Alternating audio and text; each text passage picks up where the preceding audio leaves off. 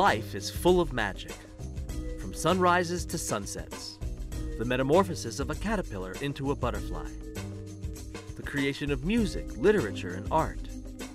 And how about the elegant simplicity of DNA and its glorious double helix, bringing together a handful of proteins and chemicals to literally assemble life itself. To be sure, magic is everywhere.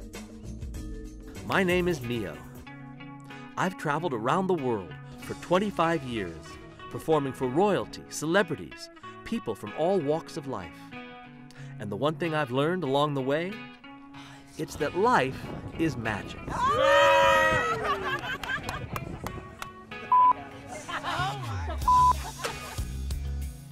Whoa! I'll take a 9, sprinkle a little magic, give it a twist. All you have to do is open your eyes. Blow on it, it's a queen.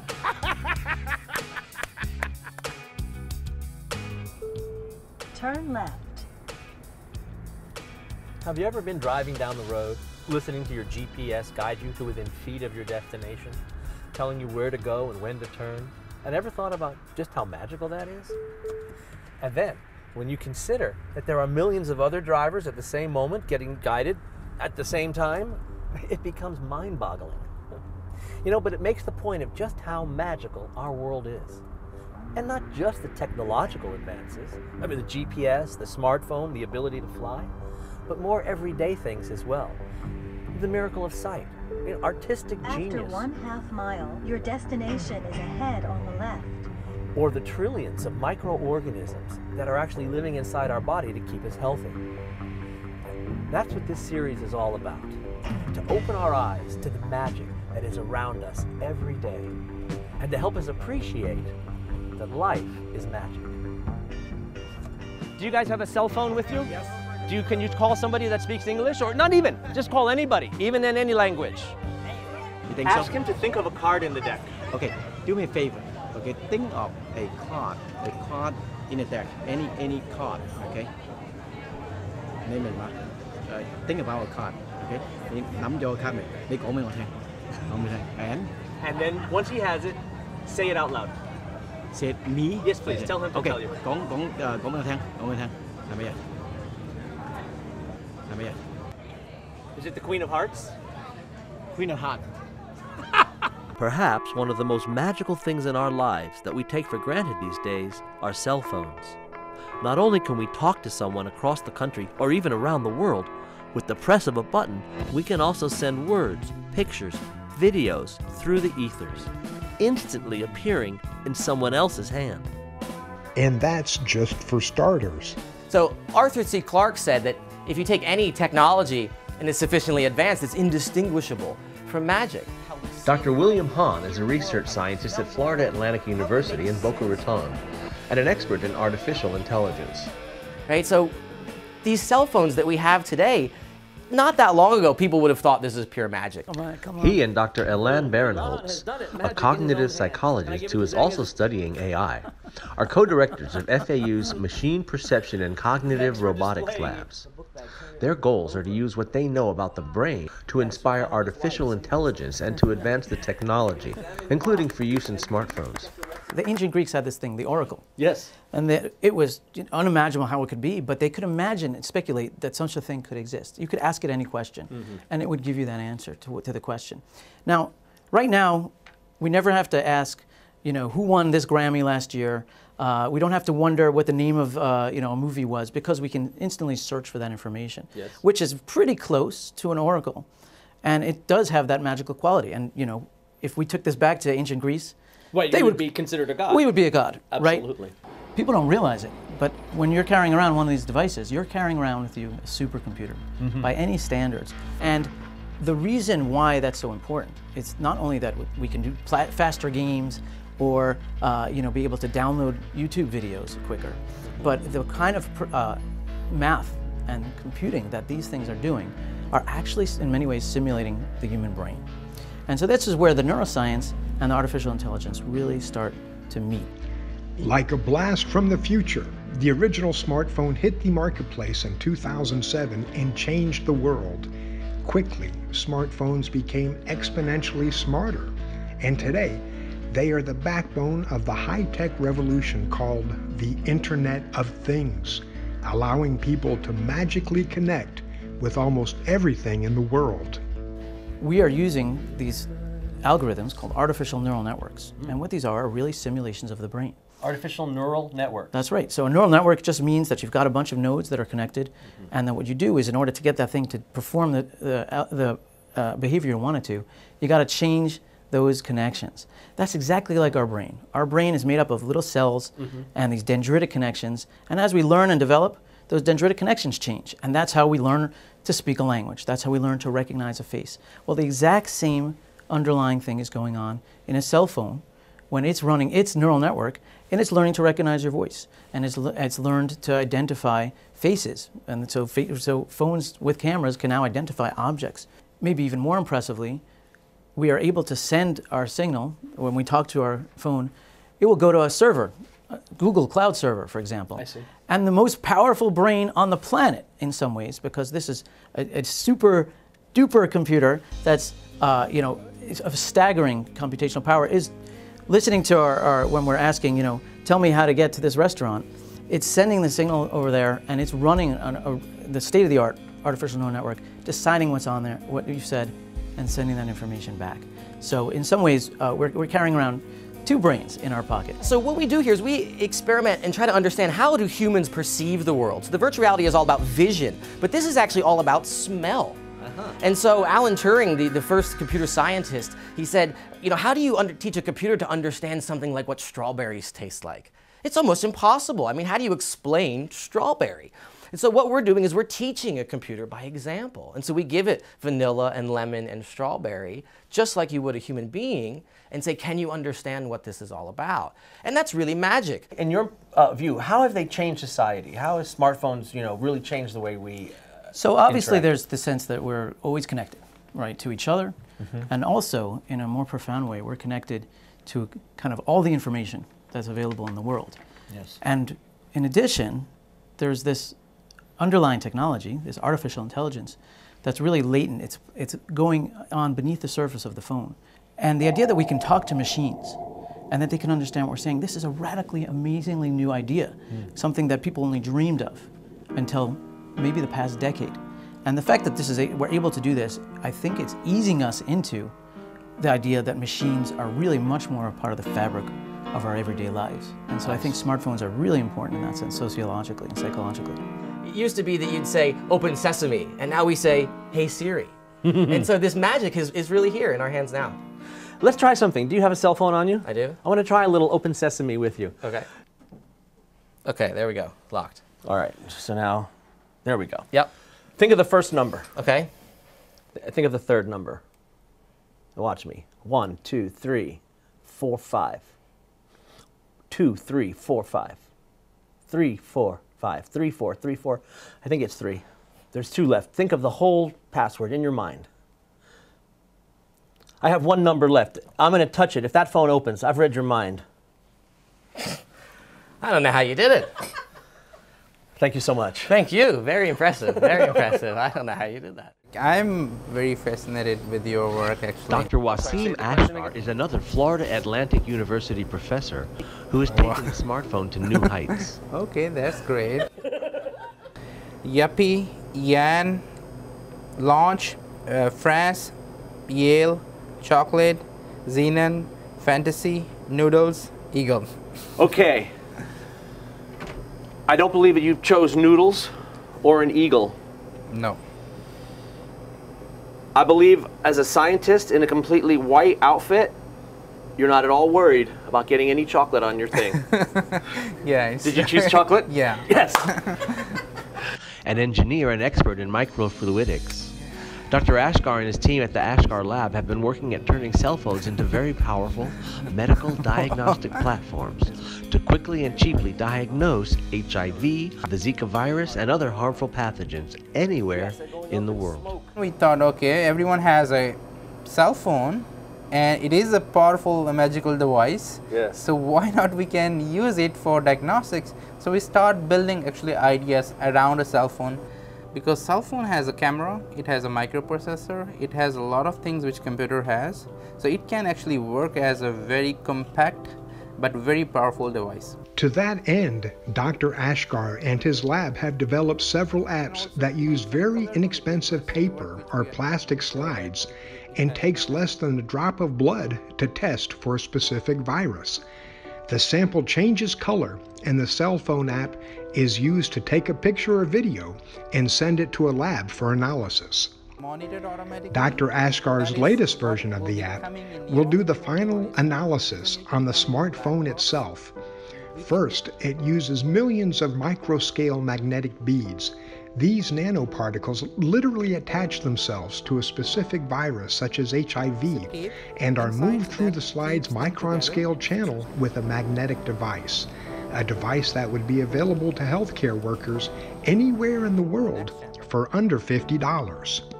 Now if you see that small black circle there, that's a chunk of those micron scale particles which will have actually a virus captured. After the blood sample is fully tested, it will turn a certain color, indicating the presence of the virus that it is being examined for. So once you take a video or one photo, then there is an app which we are developing which will quantify that how many viruses are there based on the absorbance of a color. Another amazing diagnostic platform that the Ashkar Lab is developing is turning the smartphone into an extremely powerful microscope where a man could check out his fertility in the privacy of his own home. So the smartphone has a camera at the back. Yes. And that camera nowadays are very powerful. And now we just have to attach some lens with this camera which will magnify the image. I see. Then it is a microscope. You can actually look at the thing, you can record a video at a high resolution, and you should be able to do analysis of the video also with the app. So that's the power which cell phone has.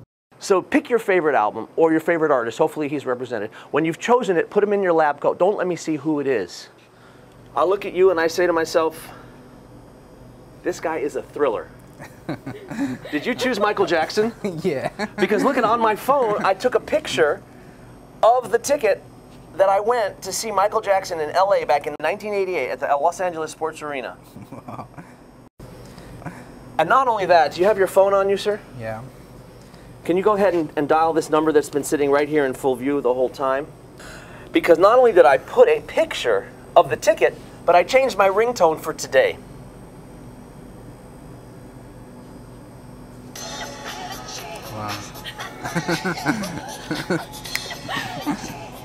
So where are smartphones going to be in another 10 years? Dr. Ashkar believes that in the near future, smartphones will be able to access technology built into our houses that will be able to detect various biomarkers and keep an eye on our individual health.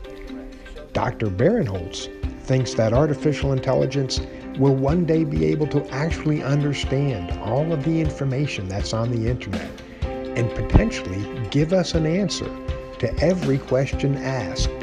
If we were to ask, well, what's the cure for liver cancer? Right. Well, it's possible that we just don't have enough information at this point. The scientific data is not there. But another alternative is that no human being can possibly process all of the information that's available in all of the archived journal articles that have been published. There. Maybe it is there. Right. And so perhaps AI will be able to deliver answers that simply aren't there in terms of what humans have put out. Right now, you can only find information that somebody has put on a website. But true artificial intelligence will take us well beyond that. And if our phones can do that kind of thing, well, then we have a true oracle. That would be real magic. Absolutely. Real magic. All right, so we've talked about some of the most amazing uses for the smartphone and the devices we carry in our pocket, these human brains or brain-like items. Well, I'd like to use this phone for its most basic use. I want to make a phone call. And I'm going to open the phone. And in a moment, I'm going to call my office in New York, where I left a message just about 2 hours ago. So first thing I'd like you to do, Elon, is just name any card in the deck. Just name it right here? Yes, sir. Ace of spades. I'm going to give you the option to change your mind. You can stick with the ace, or you can go to a different card. It's Go up on to a different you. card. Okay, please do. Which card would you like? 3 of hearts. Okay, now that's much better. So, 718. Here, in fact, you can read it off to me. I'll let you watch me. 596. 596 6357. Perfect. So that's the card. And which card did you decide on? 3 of hearts. The 3 of hearts. Now hold everything. Because instead of using the phone, I think what we need is this. This is my mind-melding miracle mirror. And this mind-melding miracle mirror can take from your mind the thought and put it right on the mirror. So I want you to think of the card you have thought of. All right, and then hold it in front of me. May I have your phone? And does it open? It does. And can you open the camera? And if you will, I'd like to take a picture of you. And please continue to think of the card you just mentioned. Ready?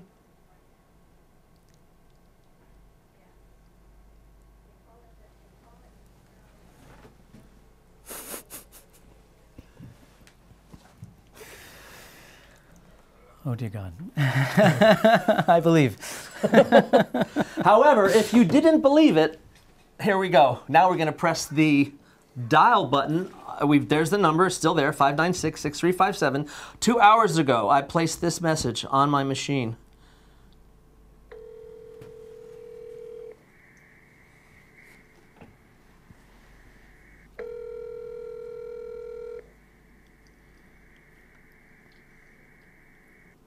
Hi, you've reached the office of Magic by Mio.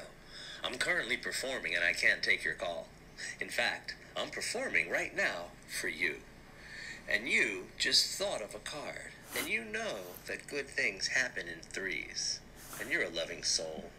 For some reason, 3 hearts seem an appropriate thing at this moment to mention. Thank you, Mio. Outstanding. Thank you so much. Found the wife, saved the life. Oh my God, what? That's great. What? I love sharing my magic. Messing with my mind, man. My goal is to make people feel like kids again. 47? To share with them an experience of wonder and joy that they may not have felt since childhood. Relax, let it out. Autumn, you are a levitating genius. So let me ask you, do you guys know, I'm just curious, do you know where the drinking water comes from here in South Florida? So let me ask you a question. This is just out of curiosity. Do y'all know when you turn on the tap, where does that drinking water come from? Do you know? Let me just ask you a quick question. Do you guys have any idea where the drinking water here in South Florida comes from? No. No idea, right? Every glass of water that you drink in Miami, unless you buy a bottle of water, is from the Everglades. It's a funny thing about the Everglades. Everyone in America thinks it's a swamp. Even in South Florida, most people have no idea what the Everglades are. This is a water system, supply system for everything from West Palm Beach to Key West. Every time you wash your car in downtown Miami or take a shower, you're pulling water out of the Everglades. In 1944, Jesse Keenan's family opened the first Everglades airboat rides for tourists, called Coopertown. The whole southern Florida is all based on the survival of the Everglades water system. Jesse has lived here since 1987. It's a very mystical, magical area. It has its own calmness, its own excitement to it. Indeed, the Everglades are like no other place on Earth. A vast, freshwater river meandering from above Lake Okeechobee all the way south to the Florida Bay, creating one of the richest estuaries in the nation, and providing South Florida with its drinking water. Spend an afternoon on an airboat in the Everglades, and I think you'll agree with Jesse. It's one of the most magical places on our beautiful blue planet. It's very magical because you got to realize this is a nesting area for a lot of birds from all over the world that come in. They create new youth, and new growth and young birds and how they survive and how they can very magically, in the middle of nowhere, create a bird, rookery and raise hundreds of birds. So that's very magical to me. Wow. So it creates its own environment. It has its own very unique calmness to it. Okay? It can also have its very bad storms to it. So creating different magic each way, colors, light, shape, sounds. I grew up in New York City, and I always dreamed of going to the Everglades because, like you mentioned, I only knew about it from books and pictures, and I thought, this must be an amazing place. And I couldn't, you know, I thought it was one place I'd always wanted to visit. And now here I am, all grown up, and it's just as magical as I ever could have imagined. Unfortunately, over the past 100 years, half of the historic Everglades have disappeared, transformed into cities, businesses, and agriculture, and lost forever. It wasn't too long ago that everything west of I-95, from Palm Beach to Miami, was Everglades. Well, historically, you'd have rainfall in the Kissimmee Valley, and it would kind of slowly trickle down the Kissimmee River into Lake Okeechobee. Gabe Miller is a spokesperson for the South Florida Water Management District. And in the summer months, the lake would overflow its banks, and you'd have this very slow sheet flow of water that came down into what's now Everglades National Park, and down into Florida Bay, and out here into Biscayne Bay. It's where they coined the term River of Grass. Today, what happens when rain falls in the Kissimmee, that water no longer can sheet flow down into the Everglades as it used to. It's all moved via a system of canals, levees, berms, pump stations. And as we were talking about the other day, when rain falls in, they're called basins, a certain basin, the only way that that water is going to move is if a water manager here at the district moves it. It's not going to move naturally as it used to. And that's where the South Florida Water Management District comes in. We have a operations center here, a control room at the Water Management District in West Palm Beach at our headquarters. It's staffed 24/7, and we have, again, a team of engineers and water managers that literally have to figure out on a daily basis where it's going to rain, how much it's going to rain, and where to put the water, or where to move the water. They're responsible for moving water around 16 counties through 2,000 miles of canals, from Orlando to the Florida Keys. Today we have 8.1 million residents living in the same place where the Everglades were. So it may seem like magic, but it actually takes a lot of science, technology, engineering, and hard work to make this water management system work so that people can live here. And it's a very delicate balance of providing water supply, flood control, restoring the environment, protecting wildlife. It's one of the most complex water management systems in the world. And the Everglades are one of the most unique ecosystems in the world. One of the meteorologists there is Jeff Smith. If you could pull a pay raise out of there, that'd be awesome. We haven't had one of those in forever. I do magic, not miracles. Come on now. Jeff has the totally unique job of predicting how much rain will fall in the various areas that make up the South Florida Water Management District. We actually break the district up into about a dozen or so basins and forecast how much rain is going to fall within those basins, so the engineers can then come up with an idea, plan for what amount of water to move that day. Now, I know you're a number cruncher, so you can pick any number you want, but to give me at least a chance, let's give out a range from, say, 21 to 101. So somewhere. But we base our forecasts on physics, known entities that we play out in time, and so sometimes you kind of get bogged down more in that. You're focused more on the things you know, not so much the aspects of you that you don't know. No one can sneak a peek in here. I'll just leave it right here.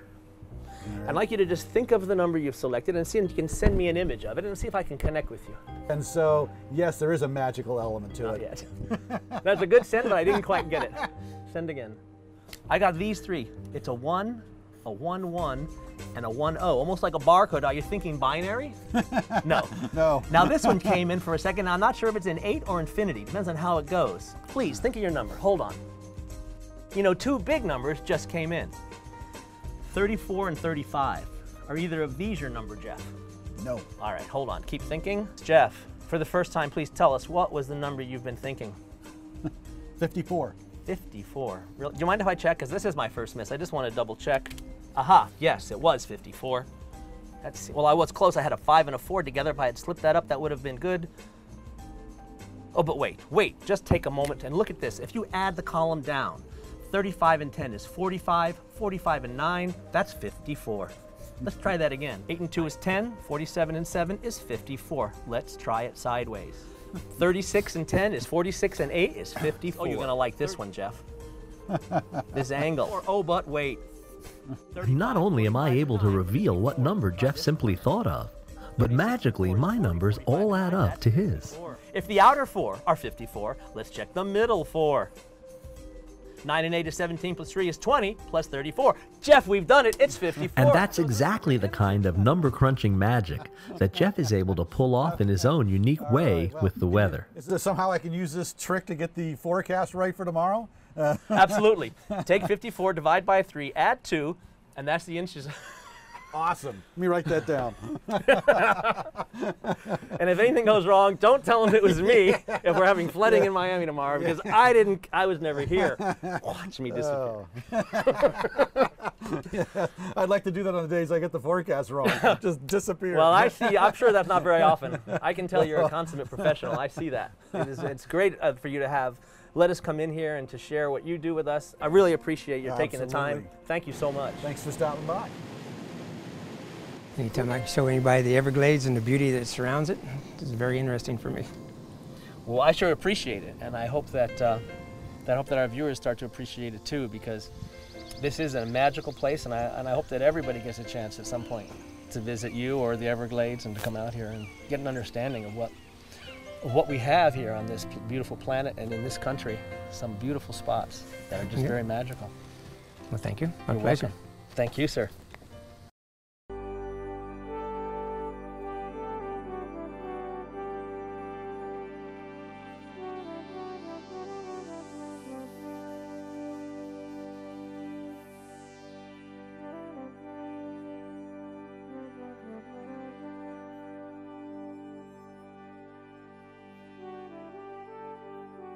Hi, I'm Carl Pilcher. I worked for NASA for almost 30 years, and I can tell you this. It doesn't take a rocket scientist to know that water is flowing through the Everglades today. But if we're not careful and concerned, it could all dry